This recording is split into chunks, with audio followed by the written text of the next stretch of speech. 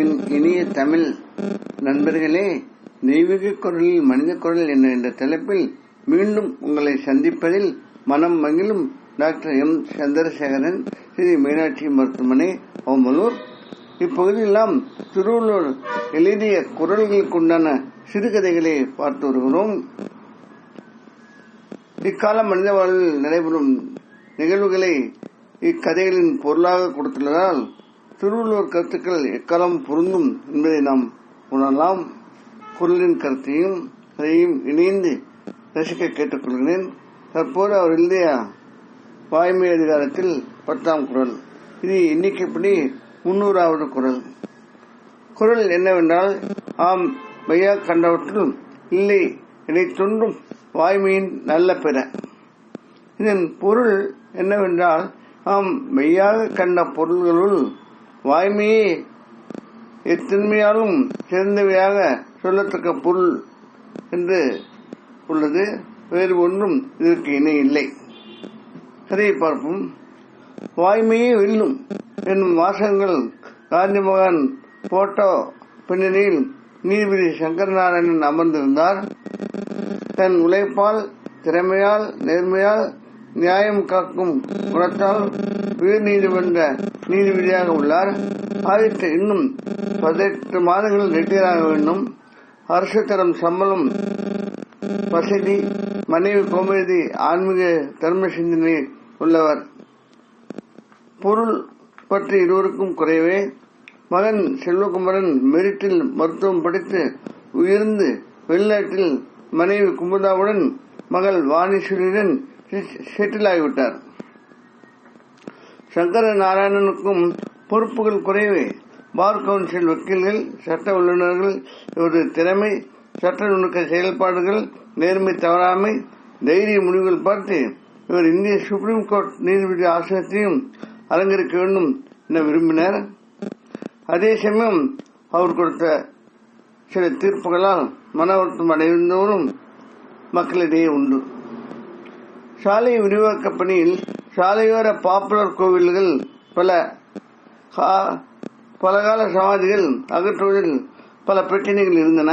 ஆனால் ஒரு சிலர் பயன்பாட்டு உரிமையை விட பலரது பயன்பாட்டு உரிமைதான் வேண்டப்படுவது. எனவே அதை நிறுத்தினால் பல முன்னேற்றங்கள் தடைப்படும் என தீர்ப்பு கூறி பிரச்சனைகளுக்கு முற்றுப்புள்ளி வைத்தார் சங்கரநாராயணன். இதை முன் உதாரணமாக கொண்டு பல 1000 வழக்குகள் இந்திய நீதிமன்றங்களில் தீர்ப்புகள் வந்தன. அதனால் அவரது கருத்து பற்றிய விவாதம் நடைபெற்றது. தன் தொகுதி மக்களிடம் அதிருப்தி அடைந்த அரசியல்வாதிகள், சட்டசபை, பாராளுமன்ற உறுப்பினர்கள் இவரை பற்றி கொள்கை கடுத்தமானவர் என்று குறை கூறினர். டில்லி சுப்ரீம் கோர்ட்டில் மத, இனம், வரலாறு தொடர்பான பல வழக்குகள் பல ஆண்டுகளாக நிலுவையில் இருந்ததால் இவர் வருகை அங்கு பல பிரச்சனைகள் உண்டாக வாய்ப்பு என்றும் கருதினர். இதனால் சீனியாரிட்டி அனுபவம் இருந்தும் வேறு காரணங்கள் கூறி பதவி உயர்வை தடுத்தனர். சங்கரநாராயணன் இதை பற்றியெல்லாம் கவலைப்படவில்லை.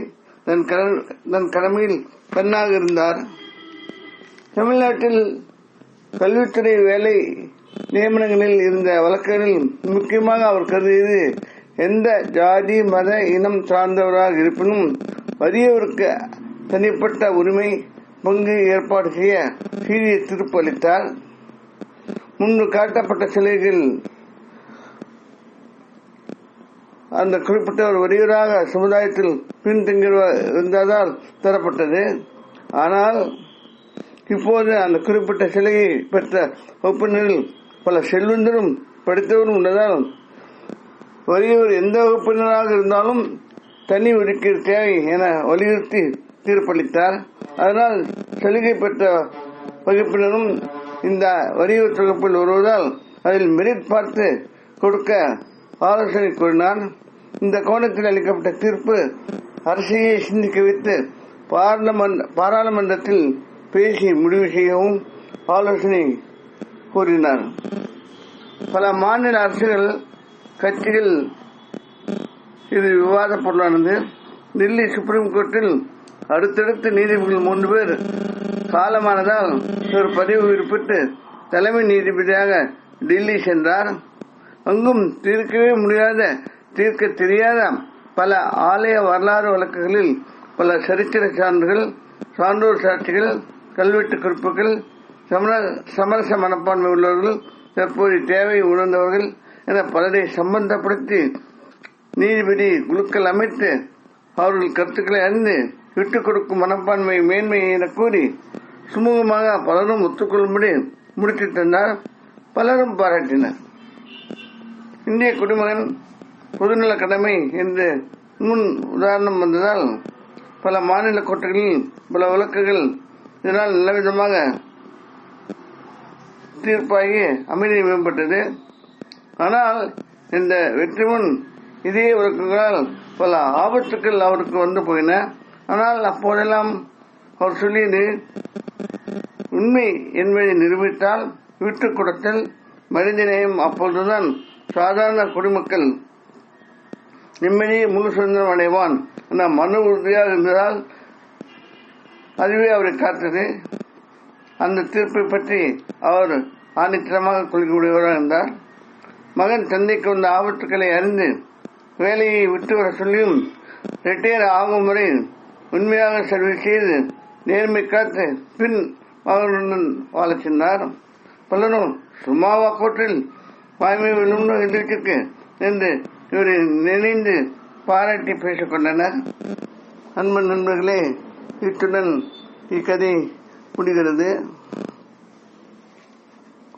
நாமோ தற்போது பல விசித்திரமான, பல சிக்கலான பிரச்சனைகள் சமுதாயத்தில் பார்க்கிறோம். அதிலும் ரொம்ப சென்சிட்டிவா உள்ள கோவில் பிரச்சனைகள், மாணவர் பிரச்சனைகள், வறியவர் பிரச்சனைகள், தொழிலாளர் பிரச்சனைகள், அதாவது உள்கட்டமைப்பு பிரச்சனைகள் என்று பல இருக்கத்தான் செய்கிறது. ஆனால் சமுதாயம் முன்னேற, நாடு முன்னேற ஒரு சில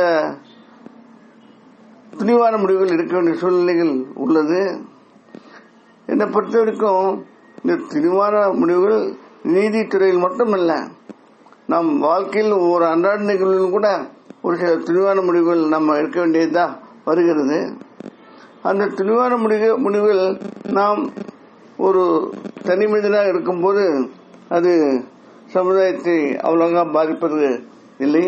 ஆனால் நாட்டின் அனைத்து மக்களையும் இணைத்து ஒரு துணிவான முடிவு எடுக்கும் பொழுது அது வாழ்க்கை முறையை மாற்றி அமைக்க வாய்ப்புள்ளது. அந்த மாதிரி சமயங்களில் அந்த முடிவுகளில் ஆழத்தில் உண்மை என்பது இருந்தால், அந்த உண்மை என்பது நிரூபிக்கப்பட்டால் அந்த முடிவுகள் பலருக்கு நன்மை, ஒரு சிலருக்கு அதனால் பாதிப்பு என்றாலும் அதை எடுக்கத்தான் ஆக வேண்டும். அப்படி பார்த்தால் நம்ம ரோடு விவேக திட்டத்தில் பார்த்தா எத்தனை பேருடைய ஒரு நிலங்கள், கட்டிடங்கள், முக்கியமான கோவில்கள்லாம் கூட நமக்கு எழுந்து நமக்கு விட்டு கொடுக்க வேண்டியிருக்கிறது. ஆனால் பலரும் பல நிறைவேறியும் நினைந்து நாம் விரும்பியோ சட்டத்தால விட்டுக் கொடுக்கணும். அதனால் உண்மை என்பது உள்ளிருந்தால் அது நாம் செய்ய வேண்டும் என்ற ஆணித்தரமான கருத்து வாழ்க்கையில் வேண்டும். அது அனைவரும் வாழ வைக்கும் என்று திருவள்ளுவர் குரல் மூலம் கூறுகிறார். நாமும் சிந்திப்போம். வேறு ஒரு குரலுடன், அதன் கதையுடன், பொருளுடன் மீண்டும் உங்களை சந்திக்க விரும்பும் டாக்டர் எம். சந்திரசேகரன், ஸ்ரீ மீனாட்சி மருத்துவமனை, ஓமலூர். இப்பகுதியில் வரும் கருத்து, பொருள், கதை, படங்கள் யாவும் கற்பனையானவை. யாரையும் எதையும் குறிப்பிடுவன அல்ல. அவை கதை சொல்ல வந்தவை. இக்கதையில் உபயோகிக்கப்பட்ட படங்கள் வலைதளத்தில் எடுக்கப்பட்டது. அவற்றை படித்தவருக்கு எமது மனமார்ந்த நன்றி. இக்கதையை மற்றவருக்கு அனுப்ப இலக்கிய சேவை செய்திட வேண்டி கேட்டுக்கொள்கிறேன். வணக்கம். முருகனால் தமிழ் மேலும் மக்கள் வளம் பெற்று வாழ வேண்டி விடைபெறுகிறேன். வாழ்க தமிழ், வாழ்க திருவள்ளுவர், வாழ்க திருவள்ளுவர். வணக்கம்.